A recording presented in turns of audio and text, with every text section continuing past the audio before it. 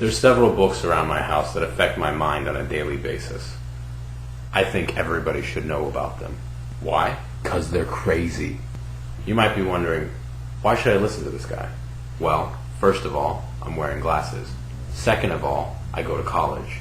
Oh, my shirt's on backwards. Because I go to college. Number 1, Harry Lorraine's Page-O-Metic Memory Book. It's a book about mnemonics, about improving your memory. In the book, there's this concept called the phonetic alphabet. It's where you turn numbers into phonetic letters so you can better memorize them. Well, I memorized this technique. So now, whenever somebody gives me a number to remember, all I can hear is 941-745-057-351. How's it going, man? 984-321. Number 2, House of Leaves by Mark Danielski. This book scared the crap out of me. This is the scariest book I've ever read. I'm over it now, though. Did you hear that? Basically, throughout the book, people are going crazy. They're slowly being driven insane by this crazy house. Seriously, did you hear that? Number 3, Illusions, The Adventures of a Reluctant Messiah by Richard Bach. Basically, this is a book about this guy who flies planes.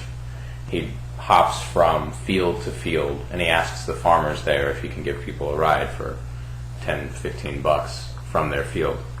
Well, he meets another guy who flies airplanes, but this guy's airplane never has any bugs on it, and he has a ridiculously old plane that he keeps in the air somehow. After a while, long story short, the first guy finds out that the second guy is a retired messiah. So he asks, how does one become a retired messiah? And he said, didn't you know? There's a handbook. He's like, a handbook? So he gives him the handbook, and throughout the book they have little sections of this handbook. Argue for your limitations, and sure enough, they're yours.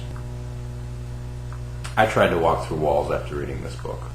I don't still do that. No, not at all. Number 4, Altered States of Consciousness, edited by Charles Tart. Okay, I haven't actually read this book, but you can imagine, right? Altered States of Consciousness. Number 5, The Merriam-Webster Thesaurus.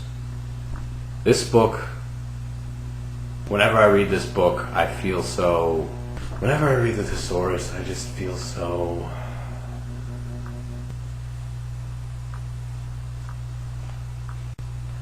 giddy, flashy, expository.